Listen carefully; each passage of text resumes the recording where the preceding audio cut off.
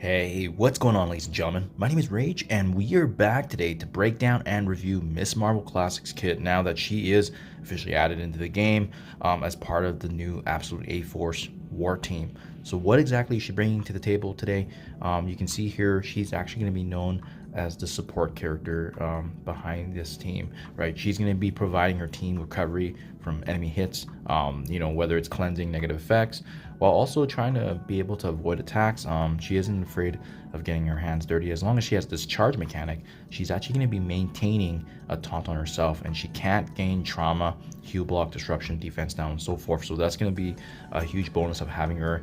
And then also on top of that, while she has charge, each time that she's attacked, she heals and flips bleeds, as well as again the cleanse with herself and Absolute A-Force allies. So obviously this is going to change up the war meta in terms of their team dynamic because of her having that new unique charge. It could very well, change how, certain defenses are going to get slotted in, especially. So you'll also be seeing here shortly that she does actually spawn with 5 charges, and while she's charged, that's where she gets a lot of her bonuses, obviously. But on top of that, damage reduction and resistance. So we'll be taking a look at her kit today. We'll be taking a look at the T4s and ISO-8 for her character as a whole, and talk about my game plan. I haven't used any power cores actually for Kahori. I'm trying to actually just get shards of her the meaningful way, in terms of just, the drip and working through whatever is available free to play. But yeah, I think that's gonna be a big question mark. If this team does end up to be a game-changing team that can be used in other game modes, I very well could be using power cores, but for that reason I haven't just yet. But these characters that have been coming out, they've been on top of the meta. Statistically, they're all gifted, as we've seen the most recent releases. So definitely interesting times for sure. So first and foremost, guys, let's take a look at our kit. Let's talk about the T4's potential as well as ISO-8. And remember, you can also get a red star orbs now that they're officially added into the game. I just love the glow on her, and overall, I think they've done a really good job with the skin here for Miss Marvel Classic. Okay, so let's get started. Classic Beatdown is her basic ability. You can see here she's going to be attacking the primary target for percentage damage. As this ability is leveled up, you can see she's going to be applying defense up. She's also going to be providing a heal that's specific in war, so you can see for a percentage for HP. So obviously having her built up higher is going to be compounding with that. And it's also kind of giving us a hint about what potential ISO-8 could be very well, especially if there's that heal mechanic being placed a lot. There's regen being applied to the most injured ally as well for the Absolute A-Force folks. And as well, if she has 2 or fewer charges, she also gains up to +3 charges up to maximum 3 times. So this is how she's going to be replenishing that, but it also means that this could actually kick in the Striker ISO-8 as well. So overall, I think this does a really good job already at level 6. If you have the luxury of T4s, it gives her additional damage for the basic. So I don't know if I would recommend it right away, just because her special and ultimate are probably more important. Same with the passive. So I would hold off on the basic. This is more of a luxury in terms of just increasing her overall damage output, as she is mainly that supportive character role. Flying Kree is her special, so attacking primary and adjacent targets for percentage damage. In addition, she's also going to be healing for a percentage of her HP once again. In war, this attack cannot be blocked or dodged. As we level this ability up, damage increases. There's regen that gets applied. There's a natural evasion that also gets applied. Increased healing, drain. And then lastly, the T4 here upgrade gives everyone 2 evasions. I think this is a must-have. I think if you're just trying to maximize the survivability of your Absolute A-Force team, adding those 2 evasions can mitigate a lot of attacks. So that's a pretty good upgrade right there. Close the Distance is her ultimate ability, so she's going to be attacking primary target in addition to applying a heal block. This damage is also increased per charge for her, so obviously having more charges is going to maximize the damage output here. And once again, similar to the special, there is also a heal here that's applied for herself and the Absolute A-Force team. So you can see defense up also does get applied, similar to her special.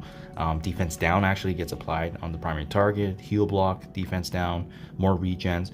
And more importantly, level 6 does provide the immunity, so that way it ensures buffs are sticking with your team and making sure that there's no negative buffs being placed, debuffs being placed on your team. And then lastly, the safeguard ensures that all the positive buffs actually stay afloat as well. So this is a must-have. I think this is probably more important than the special because of the safeguarding and the immunity.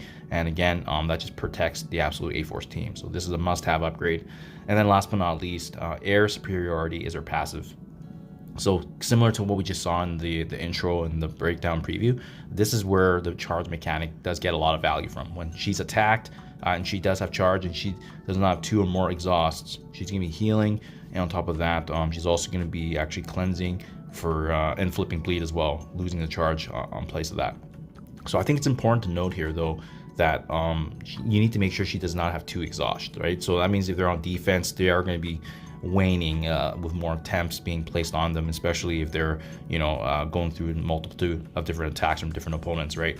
In war specifically though, when they do drop below that threshold, she's gonna be once again applying evasion, especially if she has charge. She's also gonna be cleansing negatives, which we saw already. She clears disruption, and as well, once again, I'm also applying safeguard, but this is only applicable in war. And then finally, a T4 upgrade only if you're utilizing this team and character again in war is that on the enemy def, she's gonna be applying safeguard and immunity to herself and all absolute A-Force allies. So that's anytime someone is slain, this assures that the buff actually stays afloat. So this is a huge upgrade here, but only applicable in war. So I think if there's future legendary trial events where war bonuses can be effective, this absolute A-Force team is going to be very scary. It gives a lot of survivability to Kahori, which we don't see a lot right now with her being a plug and play.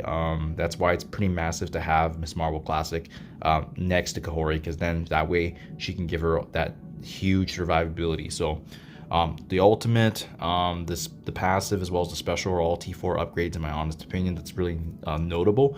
I also think that to maximize the healing, I think ISO-8 healer is probably the best. It's the most obvious one, right? But like I said earlier, if you are trying to make sure that she does additionally get those additional strikes with her basic ability to have the charges, a striker doesn't look bad on her as either. So I mean, I would say healer, striker can be definite options, but with her being support, I think it's a pretty no-brainer here to maximize her healing potency, as well as ensuring that her team is obviously gaining regen and sustaining themselves.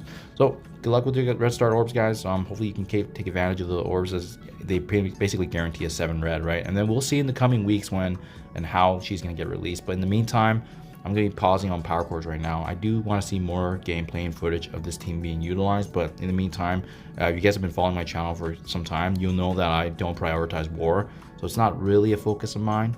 It is what it is, but yeah, if they end up to have more value outside of the war game mode, I'm definitely going to be interested in building them up. So hopefully this is helpful. Let me know what you guys think in the comments below. Good luck with your orbs if you're using any power cores. Thank you for your time as always, and I'll catch you guys in the next one.